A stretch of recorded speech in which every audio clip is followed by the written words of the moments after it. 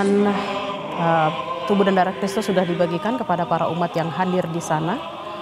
Mas Erlip, menurut pengalaman Anda, karena waktu pemakaman Paus Yohanes Paulus II dan juga Paus Benediktus XVI ada di sana, benar ya Mas ya? Waktu wafatnya Yohanes Paulus II saya di sana, dan waktu ketika Bapak Benediktus terpilih, saya juga berada di sana.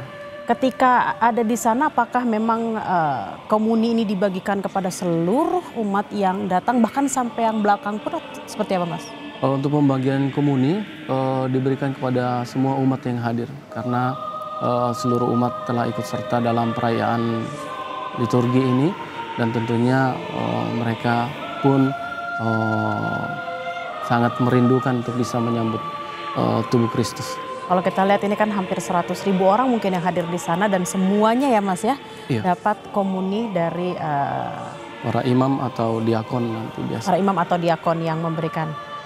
Kalau tadi kita kembali ke homili yang dibacakan, seperti apa Mas yang bisa diambil dari homili tersebut?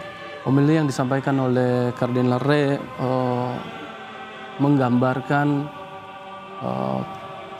siapa sosok Paus Fransiskus kepada kita. Digambarkan dengan sedemikian detail tadi, kalau kita dan sangat baik sekali, dan ini juga membantu umat di seluruh dunia untuk memahami dan melihat apa sebenarnya yang telah Bapak Paus Fransiskus lakukan untuk gereja dan tentunya juga untuk dunia ini.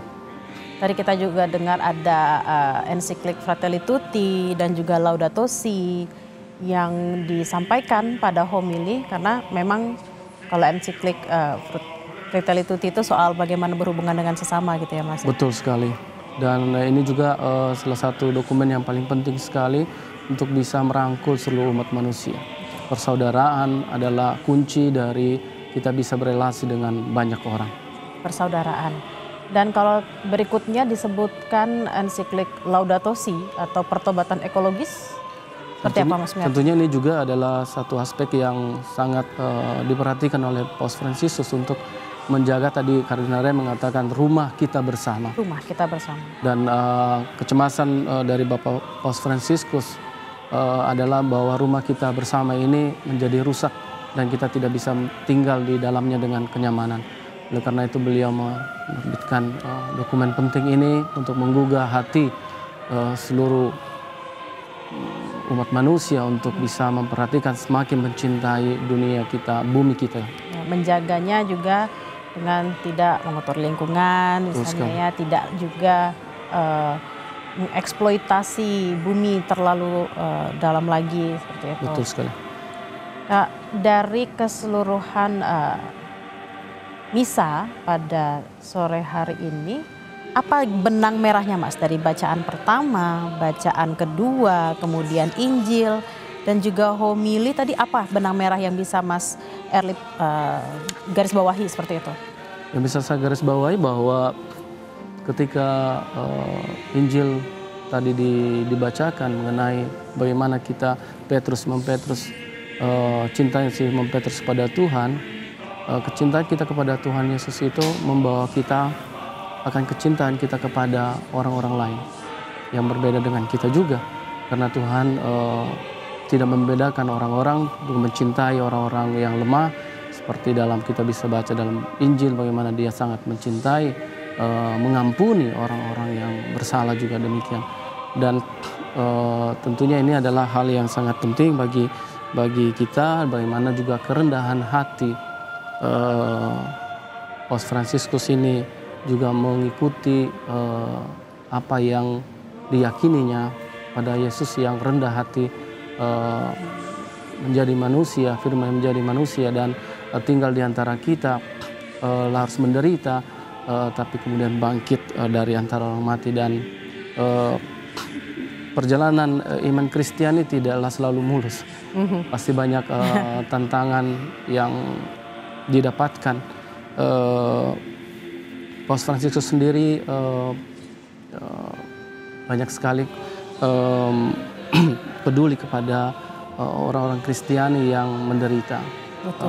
Tapi juga baru-baru ini juga Paus Fransiskus mungkin akan seharusnya dalam beberapa bulan ke depan akan ada beatifikasi seorang anak muda dari Afrika yang menjadi martir, telah diangkat menjadi martir karena dia tidak ingin menerima korupsi. Contoh yang sangat baik sekali bagi anak-anak muda, bagi kita semua yang menolak Kristus, dan dia dibunuh karena dia tidak mau menerima ini, karena dia yakin bahwa ajaran Injil adalah ajaran cinta kasih, dan bila dia menerima suap ini maka barang yang masuk akan merusak dan memberikan, akan menjadi makanan rusak bagi orang-orang miskin yang dia layani. Dan dia adalah Floribert, juga adalah anggota dari komunitas Santo Egidio yang ada di Kongo. Seingat sepengetahuan saya juga ada beberapa yang mengatakan kalau tidak salah di Papua Nugini pun Paus sempat ingin mengangkat salah satu martir yang ingin dijadikan sebagai santo atau santa, saya lupa. Itu juga yang menjadi PR, dan ketika Paus Fransiskus berkunjung ke sana sudah mengutarakan niatnya untuk menjadikan tokoh tersebut karena menolak waktu itu adalah poligami yang dilakukan. Memang ada banyak sekali hal-hal yang dilakukan oleh Paus Fransiskus yang seharusnya bisa kita aplikasikan dalam kehidupan kita sehari-hari, terutama untuk para pemimpin. Dan juga untuk kita yang rakyat biasa juga. Betul. Jadi kalau kita lihat komuni masih dibagikan di sana, kira-kira membutuhkan waktu berapa lama Mas saat itu? Dari awal pemberian komuni hingga orang terakhir yang menerima komuni?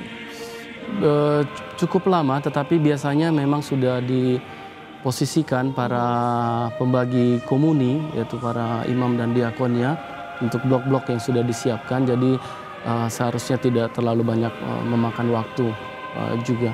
Oh, tadi kita lihat tidak juga, akan semua pergi ke altar untuk membawakan piala dan hostia. Tadi kita lihat juga tidak harus mengambil ke altar gitu ya, seperti yang biasa dilakukan ketika misa mingguan.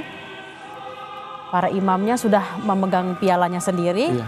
Biasanya mereka sudah persiapkan, sudah ada pialanya sendiri berisi dengan seborinya dengan tubuh Kristus. Jadi setelah waktunya untuk pembagian komuni, mereka tinggal membagikannya.